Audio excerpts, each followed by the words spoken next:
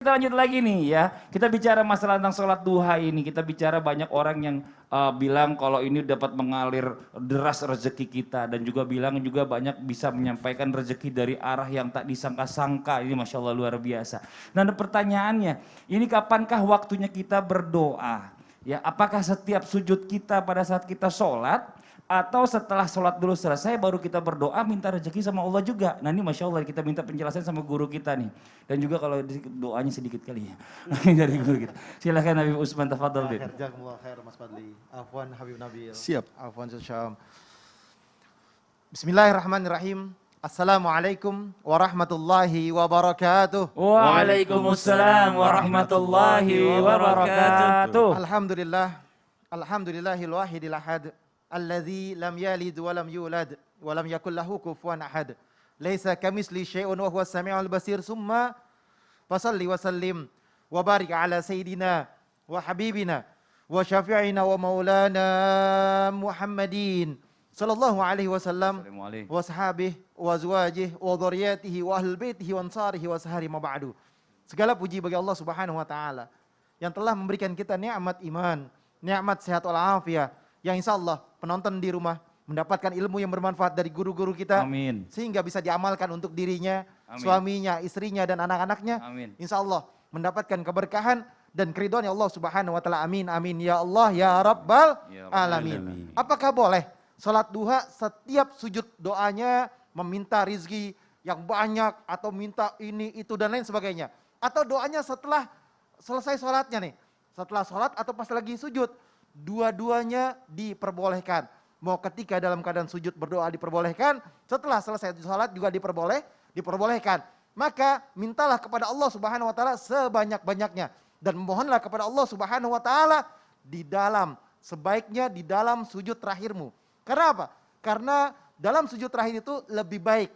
Wa an Ibnu Abbas radhiyallahu anhuma anna Rasulullah sallallahu alaihi wasallam qala fa amma ruku'u fa'azimu fihi rabba wa amma sujudu fastahidu fi du'a fagamina an yastajab lakum. Jelas diriwayatkan dari Muslim bahwasanya dari Ibnu Abbas radhiyallahu an Rasulullah sallallahu alaihi wasallam bersabda, adapun ketika ruku maka agungkanlah Allah dan ketika dalam keadaan sujud maka bersungguh-sungguhlah dalam meminta kepada Allah Subhanahu wa taala di dalam doamu. Niscaya insyaallah doamu dikabulkan oleh Allah Subhanahu wa taala. Oleh karena itu, diriwayatkan dalam hadis lainnya, an Abi Hurairah radhiyallahu anhu, anna Rasulullah sallallahu alaihi wasallam qala, aqrabu ma yakunul 'abdu min rabbih wa huwa sajidun, taksirul du'a, rawahu Muslim. Jelas juga dikatakan bahwasanya di dalam hadis yang diriwayatkan dari Abu Hurairah radhiyallahu an, bahwasanya Rasulullah sallallahu alaihi wasallam bersabda, keadaan seorang hamba adalah yang paling dekat dengan Tuhannya, yakni Allah Subhanahu wa taala ketika dalam keadaan sujud. Dalam sujud itu kita berada dekat dengan Tuhan kita. Maka ketika sujud bahkan di dalam salat-salat yang lainnya, salat zuhur, subuh, asar, maghrib, isya, salat wajib, sujud terakhir kedekatan hamba dengan Allah Subhanahu wa taala, minta sama Allah. Apalagi dalam duha. Tadi yang Habib Nabil sampaikan, 2, 4, 6, 8 atau 12 dikatakan mereka dapat dibangunkan di surganya Allah, rumah yang indah, rumah yang mewah, bahkan istana dibangunkan.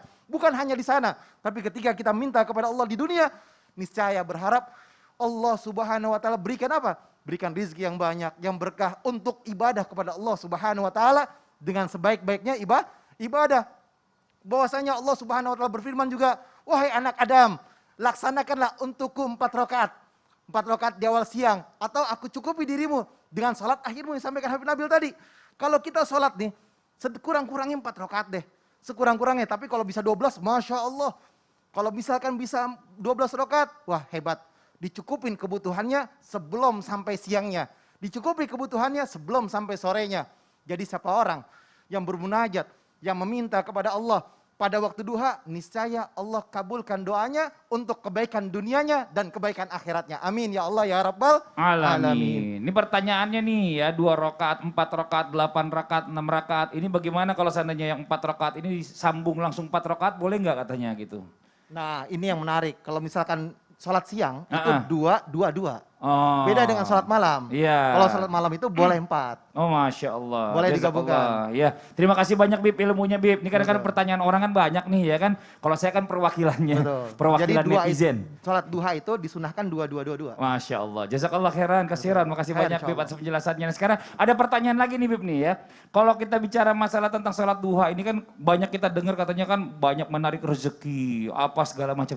Tapi katanya saya pernah dengar juga ini katanya tanda-tandanya termasuk dalam golongan orang-orang yang bertaubat. Ini benar atau enggak nih Bib? Nah, ini yang paling menarik. Apa Jangan yang menarik lupa tuh, Bib? siapin pulpen sama kertasnya. Oh gitu, yang paling menarik. Iya. Jadi kalau kenapa? paling menarik itu langsung siapin pulpen sama Pulpen sama kertas ya? kertas. Nah, nanti juga ada doa juga dari guru-guru kita. Oh Masya Allah. Jangan kemana-mana, tetap di Islam itu indah. Setelah yang satu ini ya tetap di Islam itu indah. Jamaah. Oh jamaah. Alhamdulillah.